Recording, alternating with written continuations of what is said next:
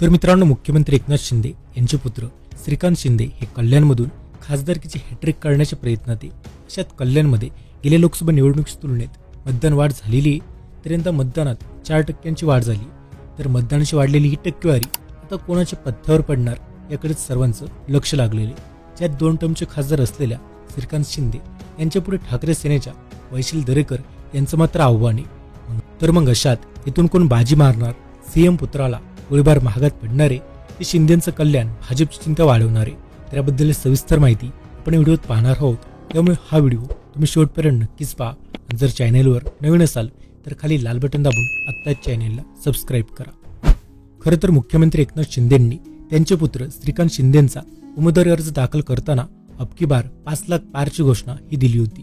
तेव्हापासून शिंदेंचा प्रचार मताधिक्याच्या भोवतीच हा फिरत राहिला. त्यांनी 2 मे रोजी उमेदवारी अर्ज भरला. तर यानंतर प्रचाराची दिशा ही बदलली. तर मग मतदानाच्या दिवशी सकाळची वेळ उघडता कल्याण पूर्व, मुंब्रा, कळवा विधानसभा मतदारसंघांमध्ये महायुतीनं वेग घेतला. तर महायुतीचा बालेकिल्ला असलेल्या डोंबिवली, कल्याण ग्रामीण, उल्हासनगर मतदारसंघांच्या तुलनेत मुंब्रा, कळवा परिसरात झालेलं मतदान महायुतीला चिंतेत टाकणार आहे. खरं तर डोंबिवली, कल्याण मतदारसंघांमधील हजारो मतदारांची नावं यादीत नसल्याने त्यांना मतदानच करता आलं नाही. त्यामुळे महायुतीच्या नेत्यांची धाकधूक वाढलेली. तर कल्याण पूर्व, मुंब्रा आणि कळवा, उल्हासनगरातील काही भागांमध्ये वैशाली दरेकरांनी जोरदार प्रचार हा केला होता. त्यामुळे तिथून त्यांना अधिक मतदानाची अपेक्षा आहे. तर तिथे अधिक मतदान झाल्यामुळे दरेकरांच्या अपेक्षा आता उंचावलेल्या आहेत. तर कळवा मुंब्रामधून 2,16,159, तर कल्याण ग्रामीणमधून 2,31,162, कल्याण पूर्वमधून 1,56,235 मतदारांनी त्यांचा हक्क बजावला. तर डोंबिवलीत 1,42,142, उल्हासनगरात 2,31,505, अंबरनाथमध्ये 1,66,407 मतदान हे झालेले. तर दुसरीकडे शिंदेंना भोवणारं गोळीबार प्रकरण. खरं तर लोकसभा निवडणुकीच्या तोंडावर कल्याण पूर्वचे आमदार गणपत गायकवाड यांनी शिवसेना शहर प्रमुख महेश गायकवाड यांच्यावर पोलीस ठाण्यातच गोळीबार केला होता.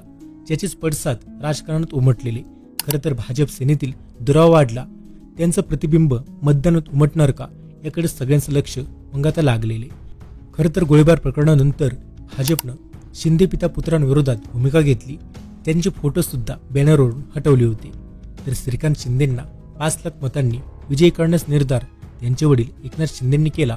तर आता हा निर्धार त्यांनी जाहीरपणे बोलून दाखवलेला आहे. अशा श्रीकांत शिंदे 5 लाख मतांनी विजयी झाल्यास त्यांचं राजकीय वजन आणखीन वाढू शकतं. त्यामुळे त्याचे परिणाम भविष्यात भाजपला सहन करावे लागतील. त्यामुळे शिंदे यांची कल्याणवरील पकड आणखी घट्ट होईल. ते आगामी राजकारणात भाजपला जड जातील याचीच कल्पना पक्षाच्या नेत्यांना आहे. त्यामुळेच मग शिंदेंना खरंच 5 लाखांचं मताधिक्य हे मिळणार का याबद्दल सध्या चर्चा ही सुरू आहे. त्यामुळे एकूण पाहिलं तरी ते शिंदेंची धाकधूक ही वाढताना दिसते. तर अशात तुम्हाला काय वाटते? इथून कोण बाजी मारू शकतो ते कमेंट करून नक्कीच सांगा. माहिती आवडल्यास व्हिडिओ लाईक करा. आणि मित्रांनो, सध्या पुण्यामध्ये झालेल्या कार अपघाताचं प्रकरण चर्चेत आहे. त्याबद्दल सविस्तर माहिती तुम्हाला पाहायची असेल तर आमचा हा व्हिडिओ नक्कीच पहा.